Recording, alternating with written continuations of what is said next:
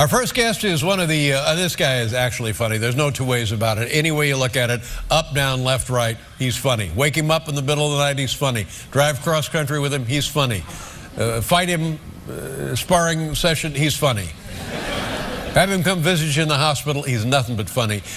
He'll be at Greenwood Village, Colorado on April 24th and 25th. Ladies and gentlemen, it's Norm Macdonald. Come on, Norm.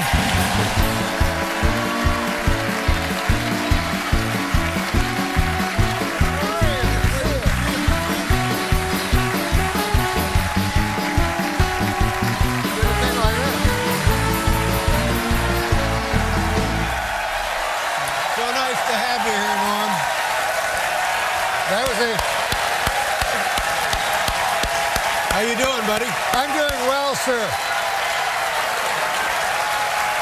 Place goes crazy.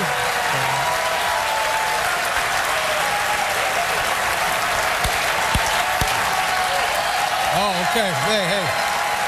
Have I been funny so far? more than funny, my friend.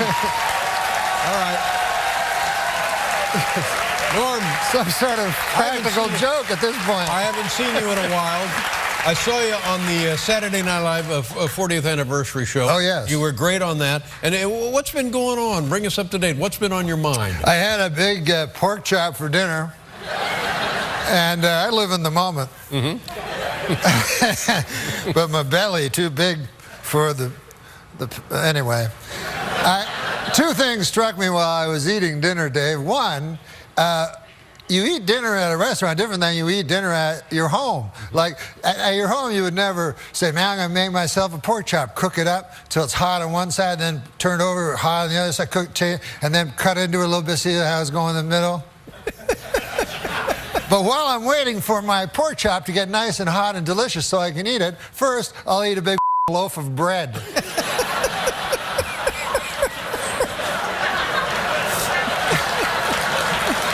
So that's at home. Yeah, at home. Get 20 or 30 pats of butter. The other thing I noticed is dessert. Now, in the old days, dessert, the waiter would come to your table and go, what do you want for dessert, an apple pie or a cherry pie? Oh, yeah. You go, I'll have a cherry pie. Sure. Or an apple pie, don't matter. No reason to divide the audience this early. No, that's right. You don't want to do that, no. But you would order your pie, you'd eat it, and everything would be fine on earth. Yeah. Nowadays, it's all different. Guy comes, he's got a big tray. Oh, yeah. He had a canted angle, every confection known to man. Sure. Suddenly, his tone changes. It's not like the pork chop anymore. Some kind of sexual undertones going on. He's like, you like this? You're like, I don't know. What is You like decadent things? Yeah. You're like, not that much. No, yeah. Once in a while, I guess. Yeah. May I tempt you, please? No, I'm a fella, you're a fella. Yeah. It's embarrassing a little. A little bit. Now, Norm, I don't know your age, none of my business, but let me just ask you this. Are you at that age when you start to notice your age is bringing different things to the party? Oh, yeah, I don't remember nothing no more. I used to remember everything, man. Mm-hmm. Remember all the presidents. Having trouble with the... All the prime ministers. Wow. From Sir John A. Macdonald right up through Stephen Harper. Canadian prime ministers, sure.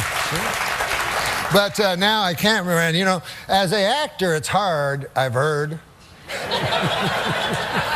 But I had a TV show once, Norm. Uh-huh. I played Norm.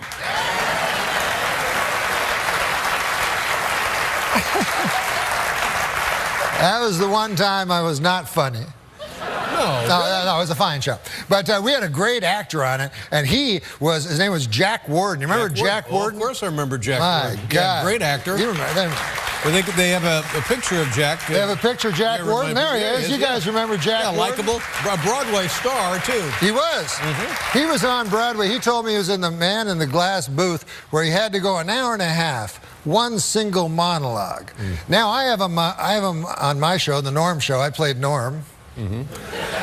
And his memory's gone, and he didn't like it, you know, and it frustrated him. And I remember I was in the scene with him, so I had to remember all my lines just in case he got his right. So it was really hard on me as well. Yeah, it could take a toll on you. Yeah, sure. so I remember the first line he had, we were watching a hockey game. He's a tough old guy, playing a tough old guy. And he was like, his line was supposed to be, I tell you, Normie, hockey's no good anymore, not since they put in their helmets. That was the line, right? Mm-hmm. So he looks over at me and just blank eyes. So I know he don't got nothing. But he's trying to use his acting skills, you know? So he looks at me and goes, Normie, Normie, Normie. And you could see what he remembered through what he said. Like, because he said it at this exact moment. He'd go like, Normie, Normie, Normie. Hockey, Normie.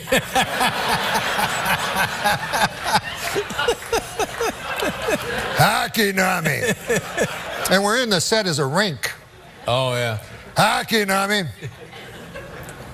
I'll tell you about hockey, Normie. I'll tell you, it's no good anymore, Normie. You know why it's no good anymore, Normie? I'll tell you right now.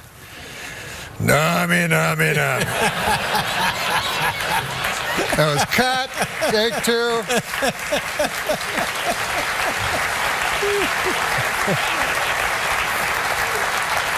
I really appreciate you coming on here tonight. I don't know if you've heard, but I'm not going to be around much longer. Yes, I know, and I understand there's only 12 shows left, and this may be my last appearance. Well, I hope not, but.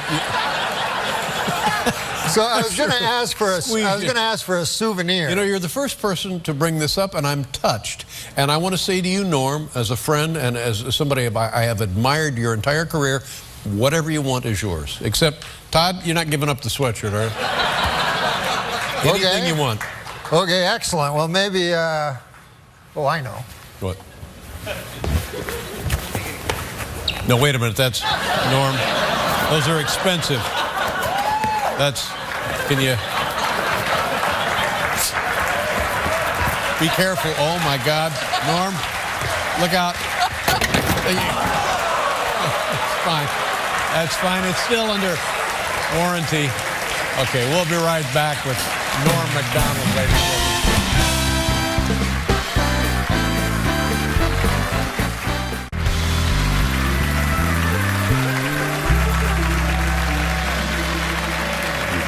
Yes. Have you, I know as a comedian, one of the places everybody wants to work because it's all right there for Oh, my God, I'm winded from that joke. Yeah, that's the very best kind. I will say, in all sincerity, I know you don't like to hear these things. Emotions, you're like Nixon and I'm like Nixon. But I will say, your hero was Johnny Carson. Yeah. Well, you are my Johnny Carson. Oh, stop it. Please, Norm. Please, let's get all this up. Now, but what complicates things a little, Dave, is Johnny Carson was also my Johnny Carson. Good. So I have two Johnny Carsons. Here, let me just say something about you. One of the many things that I love about you was your love of George Miller, who was a great friend of mine. Oh, my God, I love George Miller. Yeah. Can I do a George Miller joke? Yeah, do a George Miller joke. This is a George Miller joke. He goes, I was watching Wild Kingdom with my mother. Yeah. It said at the end, directed by Wolfgang Bauer. Produced by Wolfgang Bauer. My mother said, do you suppose that's the same? Wolfgang Bauer? Is that the same Wolfgang Bauer? Oh, man. What's your favorite joke of George's? Well, my favorite joke, and it'll take a little explaining. I've told it over and over again. It was told by his girlfriend at his memorial after he had passed away. He and his girlfriend not getting along very well, and George apparently one night had come into her apartment while she was gone and done some mischief. And so she called the police. And she sent them to George's house, and the cops were saying, do you know anything about this? And he said, well, no, what happened? He said, well, among other things, somebody wrote an obscenity on her bedside picture of Jesus Christ. And George said, oh, I thought that was Dan Fogelberg.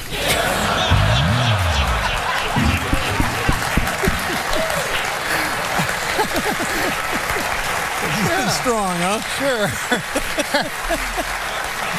There's a passing resemblance, no question. Yeah. So anyway, when you're in Las Vegas. Las Vegas, the oddest slogan I've ever heard. What happens in Vegas stays in Vegas, they say. Of course, it's not true. You can't kill a person, leave.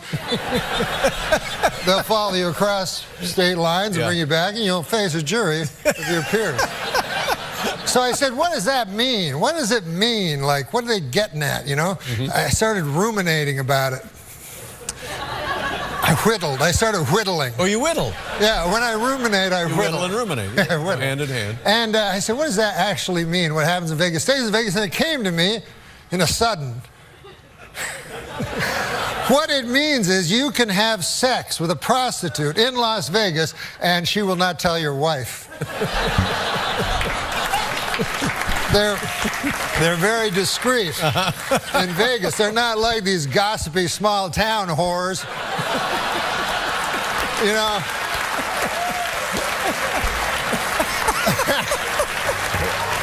These blabbermouths down at the beauty parlor with that pale blue thing over their head, whatever that is, go, you're Hank Johnson's husband? By God, I had sex in exchange for cash last night with him. Small world. Yeah, in exchange for cash. Now, Norm, it's baseball beginning, and Bob Uecker. The great Bob Uecker. Great catcher, a radio announcer now forever for the Milwaukee Brewers. Funniest man in the world. Very, very funny guy. And is a dirty, and he's dirty, very talks dirty. Is that a fact? Swears all the time. But you guys are pals? Yeah, I love him. I love him. That's great. What do you... First met him at Arizona at a spring training game, and I had just gotten a show, the Norm Show. I played Norm. Everyone's talking about it. So Bob Uecker said, hey, man, what are you doing now? So I go, oh, I got a show in and Bob Uecker, had already was on a successful stand-up show called Mr. Belvedere, which starred Christopher Hewitt, who studied at the Oxford Academy, as Mr. Belvedere, the butler to Bob Uecker's character. So I said, I'm doing a show, the Norm Show. I play Norm. And he said to me, he goes, hey, man, you know Belvedere? So I go, no, I don't know Belvedere. And he goes, man, great guy. He, big fat guy, but still nice. And he goes, I'll tell you something about Belvedere you might not know. I go, what's that? He goes, he loves fried mozzarella. I go, oh, how do you know that? He goes, well, in the back of these TV shows, they have little things where you can get food, and they had a little stove, you know, with a skillet. And man, I'd put mozzarella on there, and I'd feed it to him. And then one time I got called into a big meeting, and all these muckety mucks were sitting around. They said, you got to stop feeding Belvedere. And I said, man, he likes it. Wow.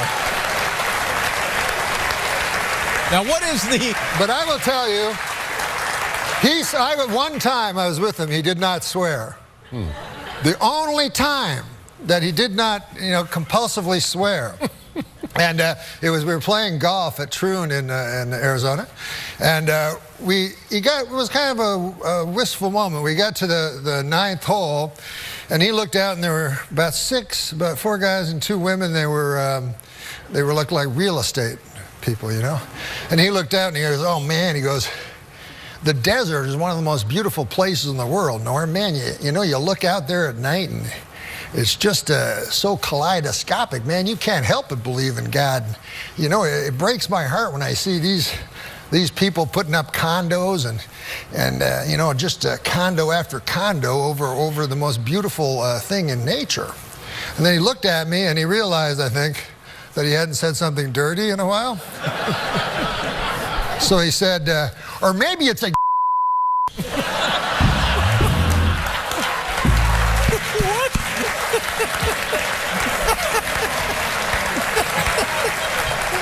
Yeah, that's right.